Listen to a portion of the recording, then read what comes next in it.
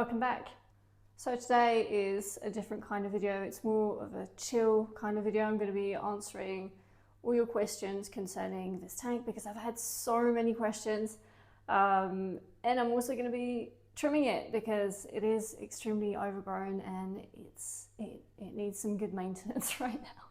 So just before we start this video, this tank is cloudy because I am treating it against planaria. I've had a massive outbreak because I bought some plants from a local store that I did not know, and I found out that wasn't the best idea. So I'm now treating it because there's been hundreds of planaria. So this is the second round of treatment, and it's already doing a lot better. So starting off with the question I get the most is, how big is this tank? Because it looks quite small, right? So this tank is a 30 on 20 for, 26.5 high. So that's a 15-litre tank. Right, so I'm going to start slowly trimming. What I'd like to do is kind of create an opening and reshape the moss at the bottom of the tank.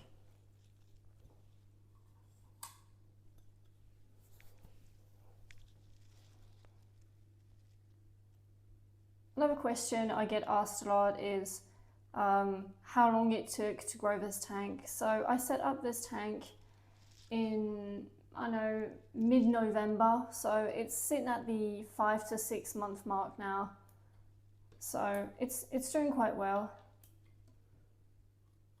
What I've also been asked quite a lot concerning this tank and quite a lot of my other tanks is if I'm running with CO2. I am not.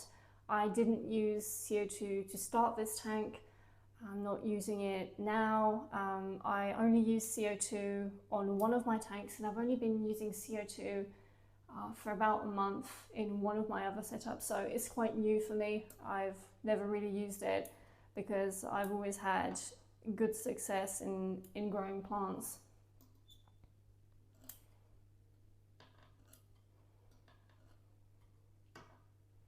So what light is on this tank? This is a Twin Star B20 and it's the second version. This one has a built-in timer. You have, I believe, 6, 8 and 10 hours you can choose. And you also have a built-in dimmer with 6 modes. So right now this light is on 8 hours and it's about on, I would say, 65% of its power. You want to be careful with moss not to blast the light too much because you will end up having algae. And for filtration, this is actually, funny story, this is my very first filter I bought. So I believe I don't know how old it is now, but it's well over 5 years old. It's just a very small internal filter. You can see how small it is. It's from the brand Ciano, so it's I believe in CF20 from Ciano. So again, very, very reliable filter. I've had it for a long time. It works great. There's just simple coarse filter sponge inside, and maybe I clean it out. I've cleaned it out maybe twice since I set up the tank. I really just clean it out when it's clogged. Otherwise, I really try and leave it alone as much as I can.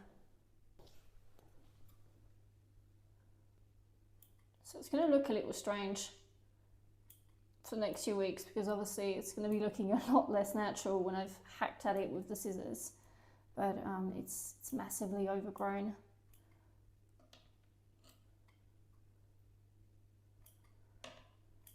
So the moss inside this tank is weeping moss. I haven't had much success with other types of moss. This one is what works the best for me. A lot of people have been asking if it's Java moss. I can't actually grow Java moss. I really suck at it. Haven't had much success. So if you're not having success with a certain moss, you may want to maybe try another type of moss that works best in your setups with your water parameters.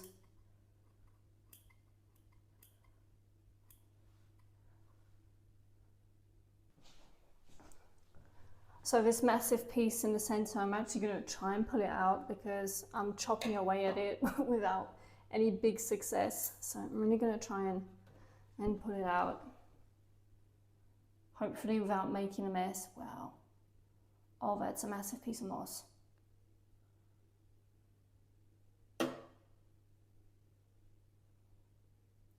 Oh, that is very big. Okay.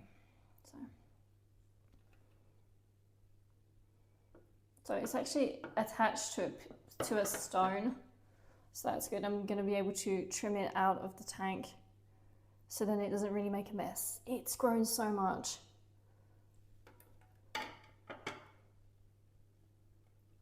Look how big that is.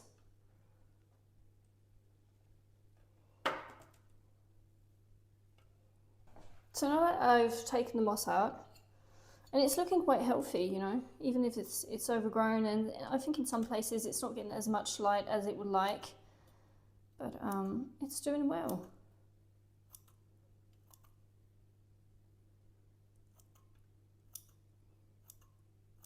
Another question I get a lot is, do I fertilize this tank a lot? So initially I did when I was starting up the tank. So I fertilized quite a lot in iron, in potassium, and also in carbon, because mosses do really well with iron. It really helps them out. Again, depending on your water parameters and what kind of soil you have in your tank, you may not need to be dosing iron as much as I was. In this tank, it's kind of a crushed lava rock substrate, so it's not like aqua soil, which is rich in iron. So you don't really have to worry about dosing too much if you have aqua soil in your tank and you just have a few plants and moss. It's not really going to have a huge impact.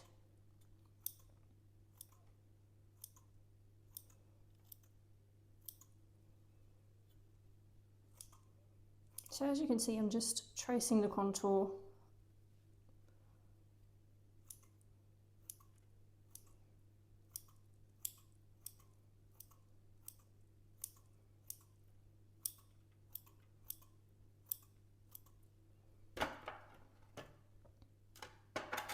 Okay, that's not too bad. That's quite a lot of moss for only 2 pebbles, right?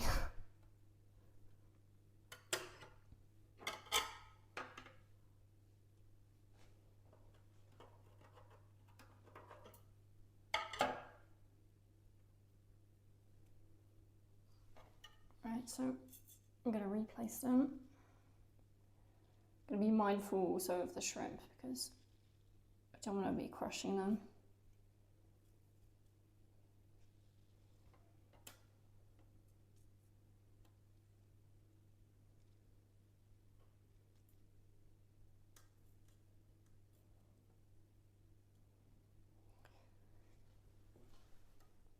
Okay, it's already a lot better.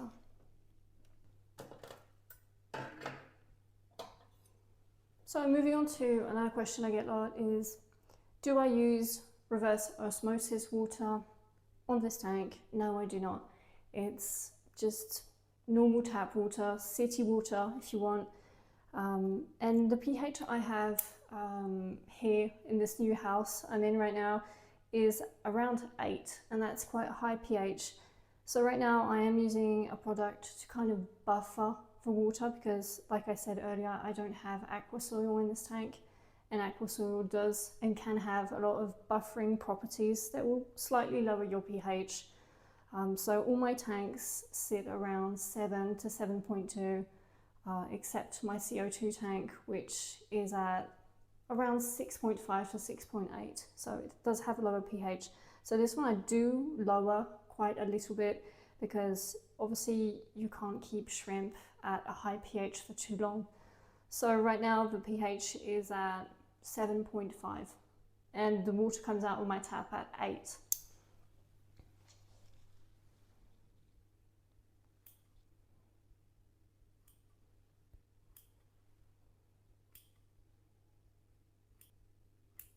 You can see the shrimp kind of bolting around. They don't really like the scissors too much. I think they haven't gotten used to it.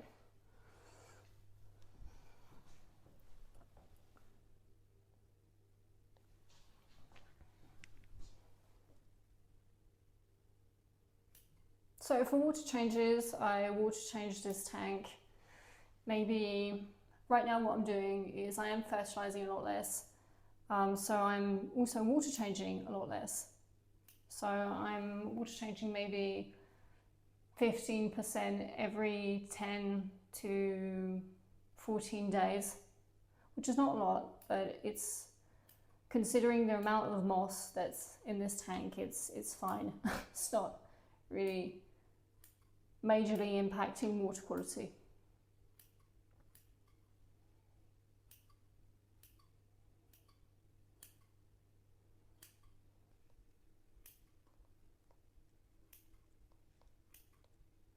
So I've made slow progress, but it's already looking a lot better than what it was when I started off. So now I'm just gonna trim these front pieces. They are quite in the dark, but they are doing quite well. As you can see, push the light. So they're doing good. It's just they've grown vertically. They're looking for light. So I'm really gonna trim them down. Ideally with moss, you wanna really not do what I've done and stay on top of your trimming. But it's really just to prove a point that you don't need CO2 to have, you know, a lot of plants and a lot of healthy plants. I've actually just ripped out the top of the moss with my scissors.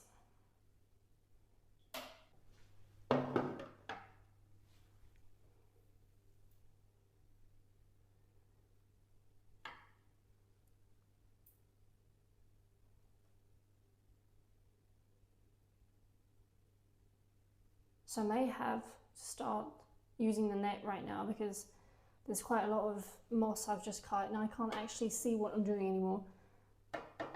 So I'm going to go and get my net.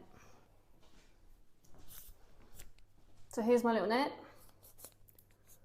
This one is good for very small tanks. You can get smaller ones, and I think I will get smaller ones because sometimes it's kind of hard to maneuver, but does the job. So what I try and do is just bring the moss all the way to the top and then try and net it out that way. But yeah, when you have such a small tank here, it's not easy to maneuver. And sometimes in such small tanks, you don't want to siphon too much. So another question I've been getting a lot is how long have I been doing this for? So I've been aquascaping seriously for about 2 years. I've been keeping aquariums for about 5 years now. And before keeping aquariums, I actually had a massive outdoor pond with koi fish. So that's how this whole thing started.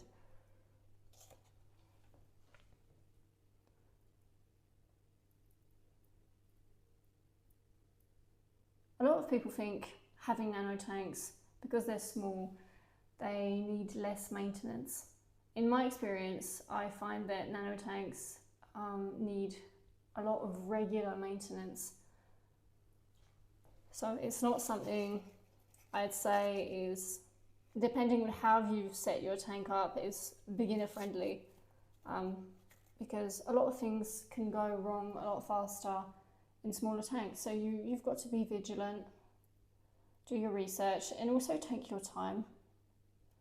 Don't make drastic changes. I hate how this net is just catching the air.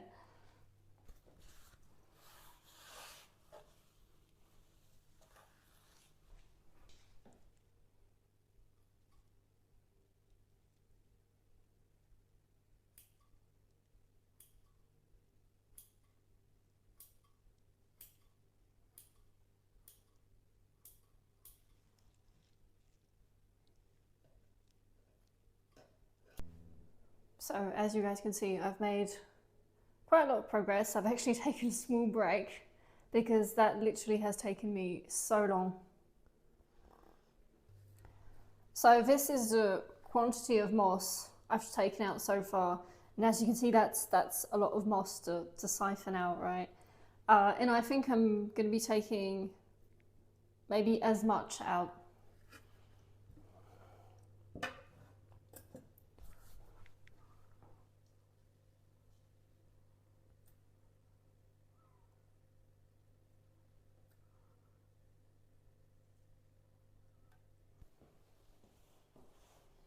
So a question I do get asked a lot as well is, how do I keep my moss tank algae free? So really what you have to be careful with is your lighting. My lighting is on 65%. I started off the tank with 100% of intensity. You can only do that to a certain extent before you start getting small problems, maybe small kind of hair algae appearing on your moss. When that starts to appear, you really need to turn your light down. And really, if it keeps persisting, then you need to take action, and you need to trim really all the moss that is full of algae. It's not going to be growing healthily with algae inside it anyway. So really just trim it and lower your light. And also, if you're fertilizing a lot, maybe lay off the fertilizers for a while and see how it goes. But really don't do anything too drastic. Take it slow. Algae is something that, you know, it goes away with time, and it's not going to disappear overnight. So really take it easy, try lowering your lighting, and if you're fertilizing a lot, back off the fertilizers. If you're overfeeding, maybe try and water change more frequently. It's going to keep the nutrient level inside your water column to maybe a more reasonable amount. I'm just really careful with the lighting. As soon as I see maybe some algae and this was more in the startup period, right?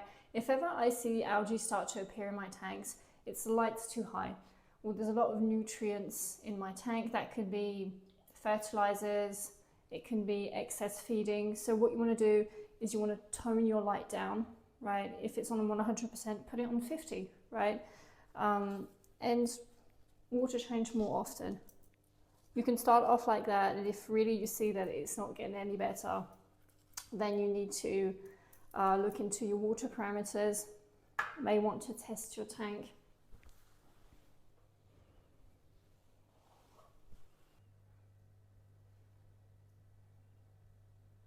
Right, I think that's enough. Made good progress. There's still a little bit of moss flying around in the tank, but that's fine.